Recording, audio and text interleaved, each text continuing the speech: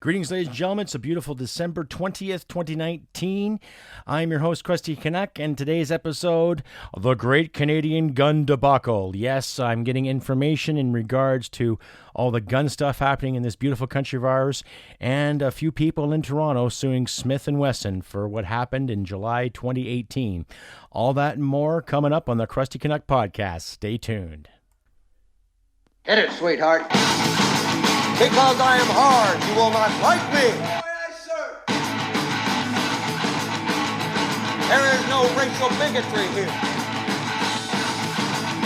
Here you are all equally worthless. That's right, ladies and gentlemen. We're back for another episode of the Krusty CANUCK podcast. I am your host, Krusty.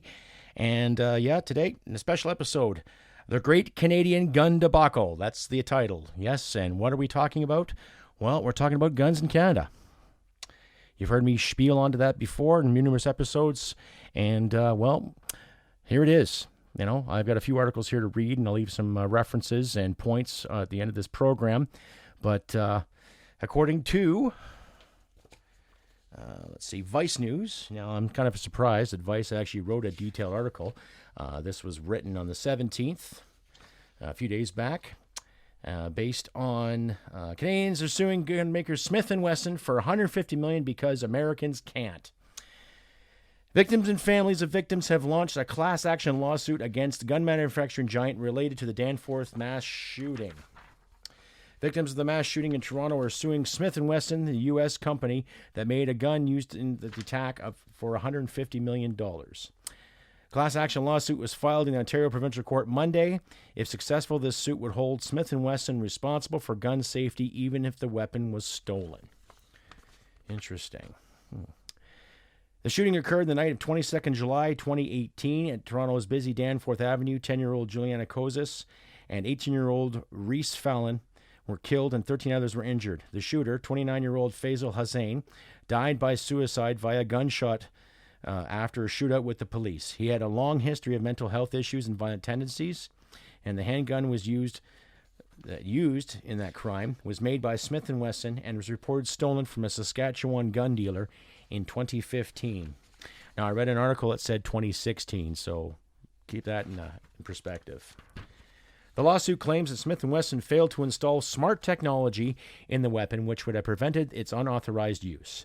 It was reasonably foreseeable that the defendant's handgun products, like the handgun used in the Danforth shooting, would be in the hands of unauthorized users, cause substantial harm to, or kill, innocent third parties, the lawsuit reads. Ken Price, whose daughter, Samantha, is a lead plaintiff in this suit, said on CP24, why isn't there more technology that helps to secure the usage of that gun so somebody can't arbitrarily get a hold of it and use it as a weapon of hate? The suit refers to an historic agreement that Smith & Wesson reached the White House under then President Bill Clinton in 2000. It was a huge deal because it was the first time that a major gun manufacturer committed to changing the way that guns are made and sold to improve safety. In agreement, Smith & Wesson acknowledged the threat of stolen weapons and said it would use technology that would limit gun use to authorized people. On all new guns starting in 2003, think of Touch ID, which you probably have on your phone, but on a gun. But the American gun lobby fought back and won. The PR blitz and boycott of the National Rifle Association nearly drove Smith & Wesson out of business. That Clinton-era gun control agreement became toothless in 2006 under President W. Bush. He enacted the Protection of Lawful Commerce and Arms legislation that shields gun makers from being sued for liability, but that does not apply to Canadians. That's why this suit could be a game changer when it comes to gun control and gun safety in North America. The suit is open to anyone who suffered physical or emotional as a result of the shooting on the Danforth. Price's daughter Samantha was out with friends getting ice cream and celebrating a birthday when the gunfire began. Her friend Fallon died and several of her friends were shot. Samantha's been brave and fierce, and I want to do the right thing by her, her father said. Well, you know, I can understand the passion and the dedication, and I can also understand where she's coming from, okay? But you're asking for Star Wars here. You're asking for sci-fi. And regardless of what Smith & Wesson did, now I'm not defending a big conglomerate, a big company here, okay? What I'm defending is common sense. And I'm going to call stupid when I see it. Okay, now, how many people do you know personally, in your circle of life, ladies and gentlemen, how many people do you know personally have taken upon themselves to drink a lot of beer or a lot of liquor and drive a car? Okay, how many people have you known that have drank themselves to a point where they can't function, they can't do anything, and they wake up one hell of a hangover, and they wipe out, fall down the stairs, and they break a leg, or they break an arm, or they get into a car and drive somewhere?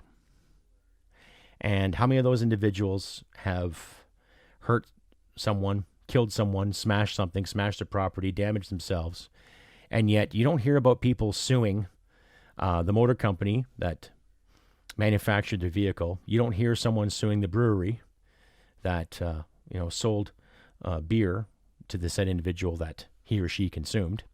How many people do you know caught their their dink in a zipper while pulling up their jeans? Well, you don't hear anybody suing Levi's or Wranglers or any major brewing company for the above mentioned, do you? No. I can understand the pain and the loss and the fear that the victims of Danforth have gone through. I have seen someone get shot. I have been shot at. I know the violence of a gunfight. Trust me. But I'm not going to sue the Al-Qaeda for what happened. I'm not going to sue the Taliban. I'm not going to sue the Afghan government for allowing such fucking monsters to roam around freely. Okay? I had a job to do. I did it. I'm not saying civilians have to encourage that or see that or be in that predicament. But in the same sense, it's not going to bring your loved ones back. It's not. It's not going to bring the loss. It's not going to cure the loss. Okay? And $150 million, that's a lot of money. Right? That's a lot of money for a handful of people. You know? I can understand the frustration. I do. Trust me, I do, ladies and gentlemen. But I also understand the lack of insight when it comes to it. And powers that be in Ottawa, well, they're looking at it like it's a fact to concur and to curtail guns in this country because it's such a problem, so they say.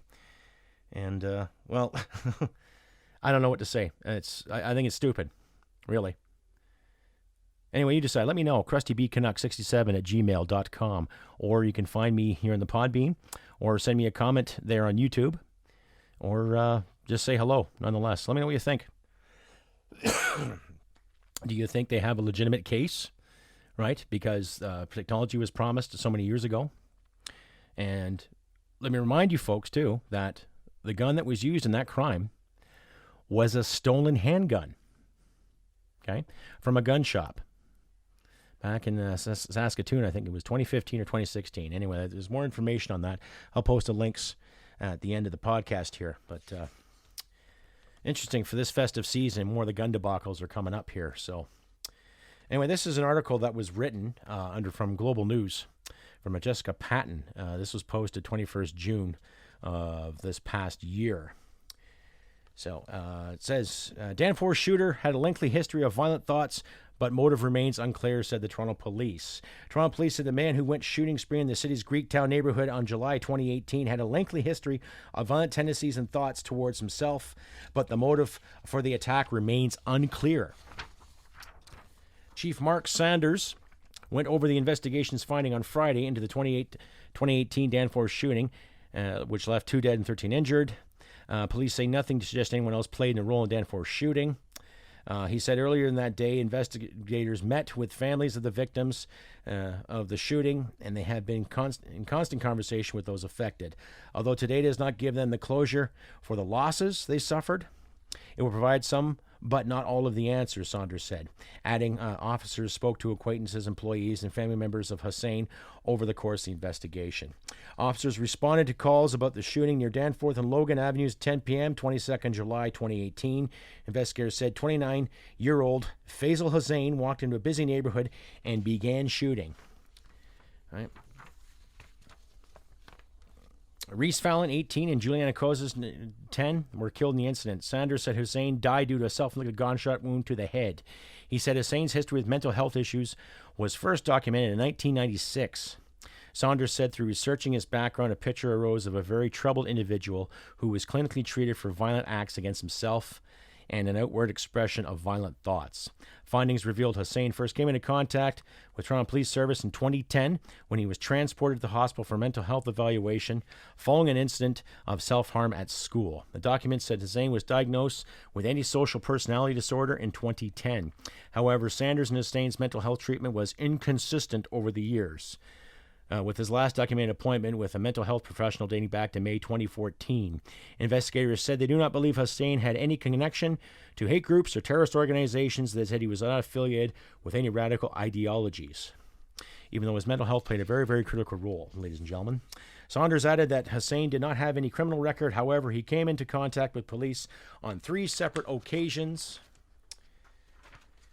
2 days before July 22nd attack, Saunders said Hussain was arrested for attempting to steal ice cream, but was subsequently released with no charges. Okay.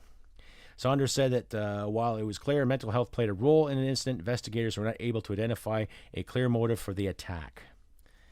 All right. Although we have collected all of the evidence that was available to us for this crime, the crime where the shooter died at the scene, we may never know the answer to why, he said. Right? Detective Terry Brown echoed Saunders' statement. At the end of the day, the only person who knows why he did what he did is no longer with us. There is nothing that anybody has relayed to us suggests us that Hussain was in crisis that day. So when he left his home that day for the last time, that fateful time, there was nothing that we could have learned to suggest that anyone could have foreseen that was going to happen in the next hour. Okay, well, the handgun that was used was stolen from a Saskatchewan gun shop. Okay, so, and the thing is, 23rd of July, they investigated his home. They had a search warrant where he lived with his parents. There was multiple cell phones, laptops, and electronic devices were seized. However, investigators said none contained information that provide any motive for his actions. Right? So, why so many cell phones? Why so many laptops? Right? Several guns and drugs were also seized, a document showed. Hussain's family has said publicly that he suffered from depression and psychosis. They also denounced his actions. Okay. Interesting.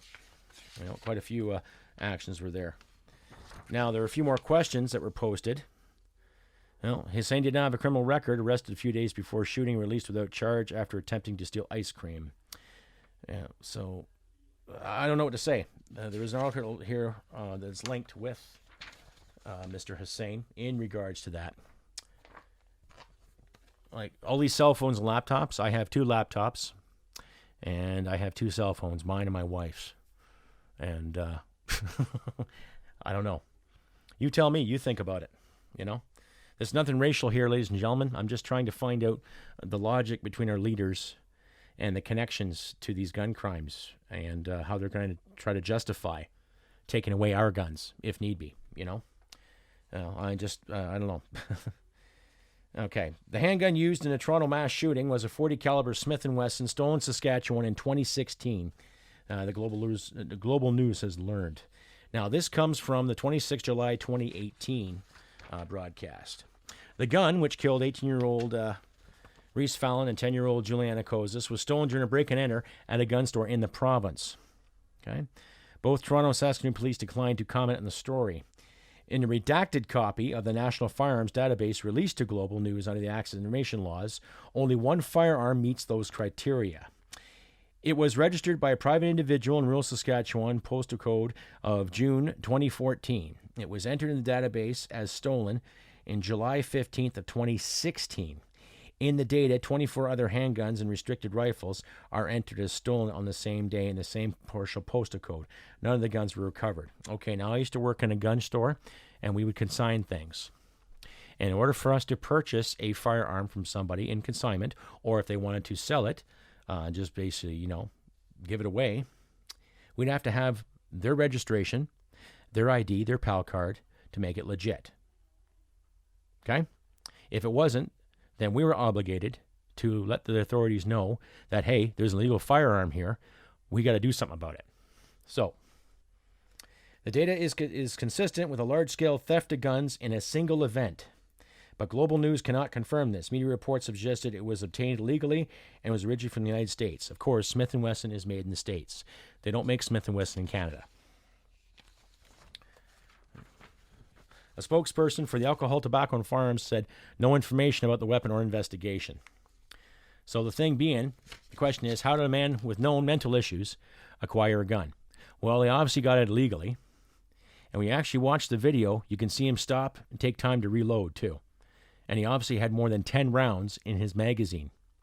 So, not only did he acquire an illegal firearm, he also acquired illegal capacity, which is a big no-no. You're only allowed 10 rounds per magazine in a semi-automatic pistol, ladies and gentlemen. That's Canadian law.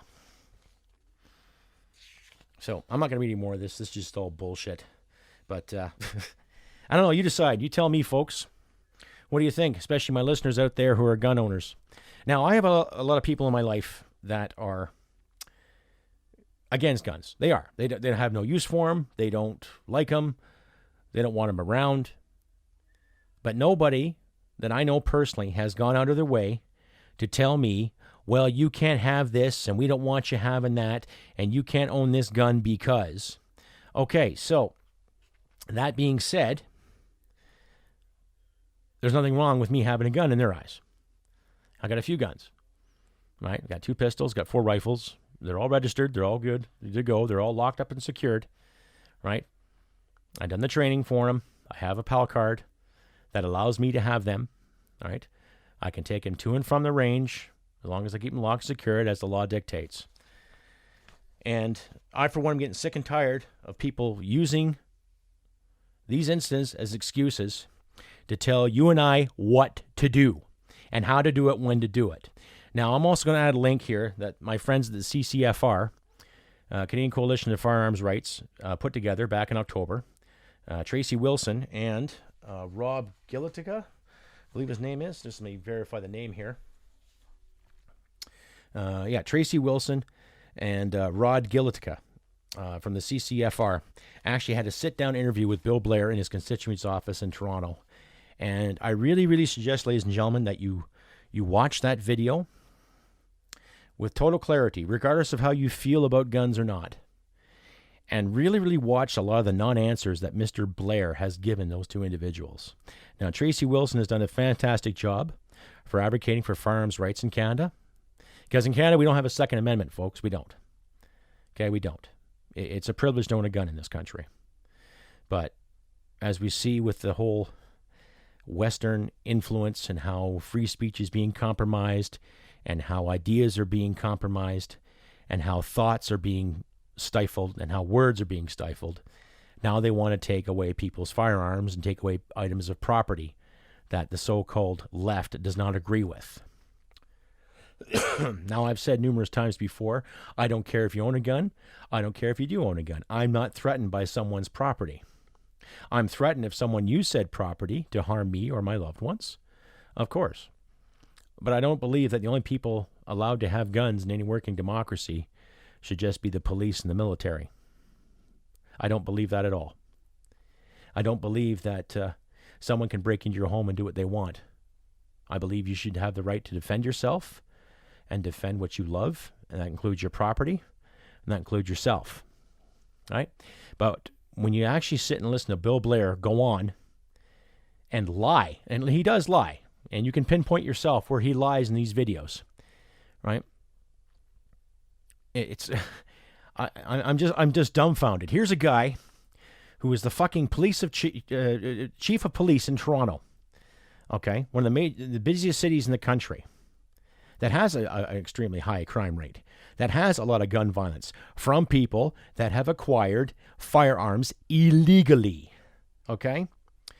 He goes on about the AR-15 being such a dangerous weapon, oh my God, mass killings, and pay attention to the video where he references a lot of the gun crimes that happen in the United States. And thank God for Rod and Tracy stepping in, reminding him, saying, this is Canada, this isn't America, right? Letting him know that he's got to start using his head and do things properly. And you can kind of see the frustration in his face during this video. Anyway, I'll leave a link to that at the end of this podcast here. But I tell you, ladies and gentlemen, it's just getting fucking ridiculous how the anti-gunners are out there causing this shit, right? Because they're afraid. It's politics of fear. It's nothing but politics of fear. Nobody says you have to have a gun. Nobody says you have to own a gun. You know, I don't tell random strangers, hey, you better get yourself a rifle because it's the thing to do, or you better get yourself a pistol. It looks pretty cool when you dress up in your cowboy outfit. No, I live and let live, right? But the way I look at it, if you can't handle someone owning a firearm, what else can't you handle, right? Ask yourself that. What else can I not handle, right? And if you're going to sit there and pull up the old, well, we got to protect our children, we got to protect this. Yeah, you're right. We do have to protect people, right? And as a Canadian gun owner, I do want to protect people. I do want public safety to be paramount. I want people to have the freedom to move around and do what the hell they want to do any time of day. Whether it's go to a fair with your family or your loved ones, or hang out, or go for fucking ice cream on a busy street in Toronto without having to worry about some shithead blasting, regardless if he was politically motivated or not. Okay? And I'll leave a link too. There's another part of that article where him and his brother had a stockpile of carfentanil. Not fentanyl, ladies and gentlemen, but carfentanil. Okay? That shit's worse. There's a backstory to that too, so I'll make sure I incorporate that link too to read for yourself.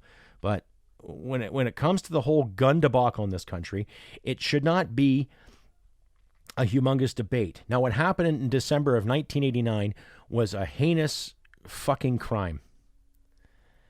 It was. And the individual that was responsible for it had mental issues too. And regardless if he was politically motivated or emotionally motivated or not, he committed a heinous crime. And also, he had a weapon that is on the restricted list in this country. And at that time, you were allowed a capacity of 30 rounds. Right? He used it for something terrible. A terrible fucking crime. And I'm glad he's gone. Really. Criminals like that, as far as I'm concerned, don't deserve the right to any kind of sentence. They should be shot. Right? And ladies and gentlemen, you also find a lot of gun owners who want to see people get punished for breaking the law. Now, there's a line in that video where Bill Blair says, well, I hope, good Canadians understand that, they'll obey the law, right? Of course we obey the law. What the hell do you think we're fucking doing, you moron? Right? We acquired our firearms legally. We did it. We took the training. Okay? We took the 2-day courses, did the testing, recognized this round, recognized this shotgun shell, recognized this caliber, recognized this style of rifle, this style of pistol. Right? Did the oral examination, paid our registration fee, and waited like good little boys and girls for our card to come in the mail. You can wait anywhere from 2 months to 3 months, 5 months, 6 months, in some cases 9 months, to get that card in the mail that says you are authorized to buy and acquire. You're authorized to have this. You're authorized to have that. Just like you are to have a driver's license. Just like you are to have an AZ endorsement. Just like you are allowed to operate a backhoe or anything for that matter. You do the training, you get qualified, you pass all the necessary courses, voila, there you go. I would say that's a hell of a good thing for gun control if you're so keen on controlling firearms in this country. But don't turn around and try to bullshit me and say because some kid was caught with a gun in Brampton, or some other kid was caught in Vancouver, or some other shithead was caught in Moncton doing something stupid. You have to look at the rifles and the actual tools they are using for said crimes. How did they acquire them? Oh, interesting. Yeah. Oh, it's because someone's strawing, they're selling their legal guns to someone who's not qualified to own them. That is a fucking joke. Okay? I'm only allowed by law, if I want to sell my guns to somebody, that somebody has to have the same qualifications as I do. That person has to show me that they have a PAL card, okay, their acquisition, and they have to show me that they are allowed to have said gun. If I'm going to sell my pistol, that person has to have a restricted PAL, okay, period. It's not for debate. I just can't give my gun to somebody and he gives me $500 or she gives me $500. Doesn't work that way. That's illegal. And there's no doubt in my mind that illegal transactions have carried on somewhere in this country. But chances are you're not going to buy a gun from a legal gun owner unless you have a PAL card. Right? And if you're so keen and worried about gun violence in this country or in the major cities, well, maybe you should have your gang units investigate even further by giving the manpower that they need and giving them the resources they need, and stop slapping responsible gun owners on the wrist because you think they're big and scary. Now, there's a quote in that video where Bill Blair says, "Oh, military rifles belong in the hands of the military." Well, yeah, but the AR-15 is not generally a military rifle. You know, its style and design was meant for the military, but you can get it in various calibers. And I hate to say it, folks, but you're only allowed a 5-round capacity magazine. You'd be hard-pressed to find a legal gun in this country with 30 rounds unless you're part of the military or the police force. Civilians can't own that. So get that myth out of your head right now. Anyhow, I'll let you decide. You know, it's Christmas time, December 20th, and I don't know. I don't want to rain anyone's parade this festive season, but I just had to get up and say something about the whole gun issue in this country. Right? We're getting too many damn people whining and getting scared. You know, if it's not the fucking environment, it's about guns. And if it's not about guns, it's about feelings. And all people are so oppressed. And if it's not about oppression, it's about fucking people fucking up the Star Wars franchise. Ugh. Anyhow. Really, I don't know what else to say, ladies and gentlemen. The fact that, we got to start using common sense. And we have to question these people. Get out there. Protest it. Question it. You know, I'm not giving up my property because someone's scared. Right? You know, and I don't agree with the lawsuit that those individuals doing in Toronto. I don't agree with that. You know, it's not going to bring back their loved ones. It's not going to stop or curtail any kind of gun violence that happens, right? Just because they didn't use smart technology, just because they agreed to something in 2000, doesn't necessarily mean it's going to happen, right? Our political leaders have agreed to lots of wonderful things, but it hasn't happened yet, you know? Pierre Trudeau, Justin Trudeau, you know, what did they agree to? Oh, yeah, we'll upgrade our military by, cutting spending and making everything work in a shoestring budget. And, we'll back up our veterans, but we'll make them fight first. We'll make them give up patience and sanity. Oh, yeah, we'll give you clean water. So you're finding the lie everywhere, ladies and gentlemen, you know. Anyhow, to my listeners out there and to my fans alike, thank you very much for your subscriptions. I really, really appreciate what you're doing. And please keep subscribing, commenting, liking. And don't forget, you see this on YouTube, don't forget to tap the little bell. Let the algorithm go so you can figure things out. And I can get a little more percentages up there. Anyhow, let's just hope this next year brings a little more clarity and brings prosperity to us all. You know, regardless if you have a gun or not, it's not the important thing. The important thing is personal freedom and choices. You know, I'm in my 40s now. I don't need to be policed and told what to do 24/7, you know, in the name of fear, you know. Common sense and practicality, pragmatism. There's the word, pragmatism, ladies and gentlemen. You know, and let's hold these politicians accountable when they make stupid decisions. You know, I think Bill Blair's full of shit. Ralph Goodale was full of shit too. You know, and if you look at my page on Facebook, there's references to what he said in regards to trying to figure out why are these killings going on, from the young man in Edmonton who was recently convicted for the Ryder truck incident, and to references to the Toronto 18, and basically just bad people wanting to cause and do bad things, and how some of these government officials have dealt with it. So I personally think that Mr. Bill Blair and everybody in his little riding are not taking responsibility enough to look at the problem at hand. No, they're not. illegal gun owners, acquiring illegal firearms, How else do you say it? How else do you explain it? Just because some kid in Toronto had a pistol, well, where did he get it from? Where did she get it from? Oh, from Joe Blow down here. Okay, where did he get it? Oh, we got it from his gang. Okay, well, that's obviously it's illegal, right? How else do you do it? Figure it out. Come on, folks. We can take responsibility for our lives and our actions. Why can't our leaders? Regardless of how you feel about the Liberal Party or not, they are still accountable for making the right decisions.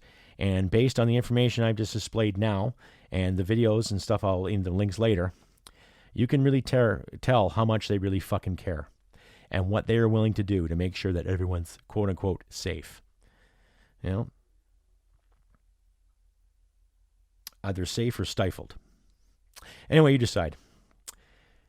Ladies and gentlemen, I've been Krusty CANUCK on this beautiful 20th of December 2019.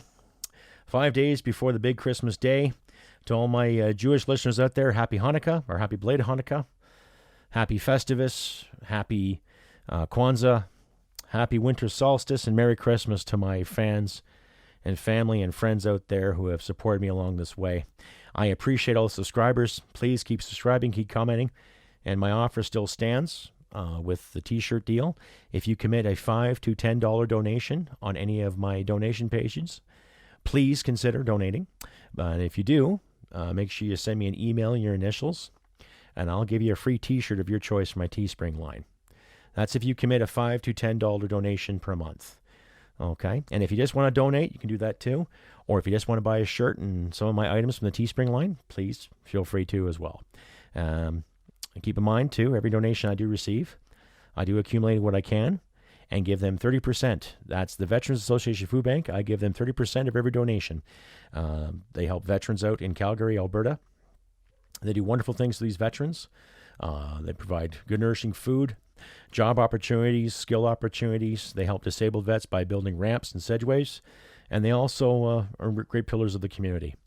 So I'll leave a link to them if you want to donate them directly. I recently gave them a $500 donation because of listeners and viewers such as yourself. Thank you very much. And it makes them happy, and plus it keeps some food on the table for some unfortunate veterans and heroes out there. So, say again, ladies and gentlemen, I have been Krusty CANUCK on this beautiful 20th December 2019. Merry Christmas, and if I don't see you before the new year, Happy New Year. I'll try to get a video up and running, hopefully in the next week or so. Keep more of the visual aid happening. And take care of yourselves, folks. Enjoy your loved ones. Enjoy this holiday time. Do what you can to help each other out. And remember, humanity and merit wins the day. Merry Christmas, all. Take care, and all the best in the new year. Bye for now. Sweetheart, because I am hard, you will not like me. There is no racial bigotry here. Here you are all equally worth.